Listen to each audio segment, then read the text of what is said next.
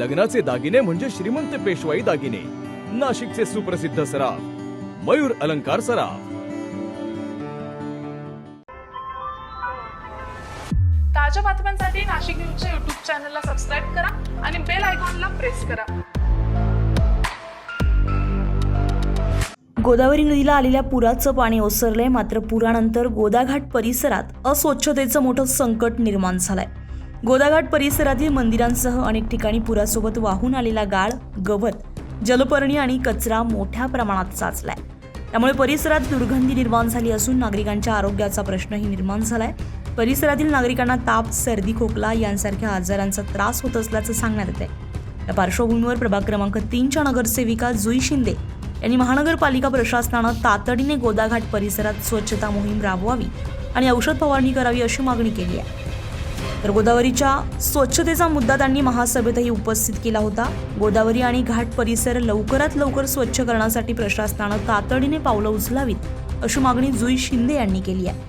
आमचीच समस्या आहे की जेव्हा पाण्याचा मोठ्या प्रमाणामध्ये विसर्ग होतो तेव्हा आपल्या इथे माझ्या प्रभाग क्रमांक 3 मध्ये गोदा पटांगणामध्ये, गौरी पटांगणामध्ये कायम गाडगे महाराज पुलाच्या इथे कायम पूर येऊन जातो।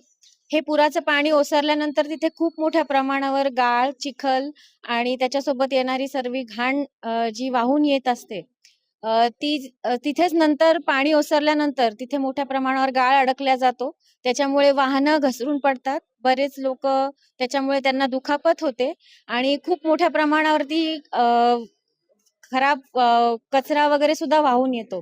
त्याच्यासाठी काहीतरी प्रबंध केला पाहिजे नगरपालिकेच्या वतीने। हे पाणी ओसरल्यानंतर तिथे हा गाळ साफ करण्यासाठी काही यंत्रणा त्वरित राबवली पाहिजे, जेणेकरून नागरिकांना दुखापत आणि त्रासाचा सामना नाही करावा लागणार।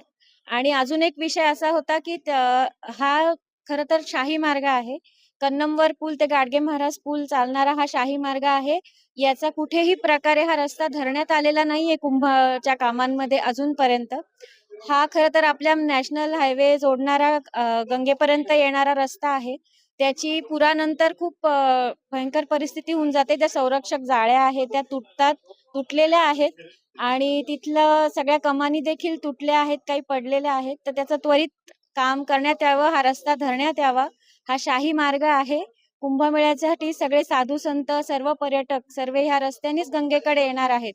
त्याच्यासाठी त्याचं खूप चांगलं सुशोभीकरण, तिथे पथदीप टाकणे, काही वाहतूक बेट बनवणे आणि हा रस्ता सगळ्या प्रकारे व्यवस्थित कनेक्टेड करणे ही माझी मागणी आहे। त्याच्यासाठी मी पत्र देखील दिलेले आहे। पुरानंतर निर्माण झालेली अस्वच्छता दूर करून गोदाघाट परिसर पुन्हा स्वच्छ आणि आरोग्यदायी करण्याचं आव्हान आता महानगरपालिका प्रशासनासमोर आहे। संजय परमार, नाशिक न्यूज, नाशिक। ताज्या बातम्यांसाठी नाशिक न्यूजच्या YouTube चॅनलला सबस्क्राईब करा आणि बेल आयकॉनला प्रेस करा।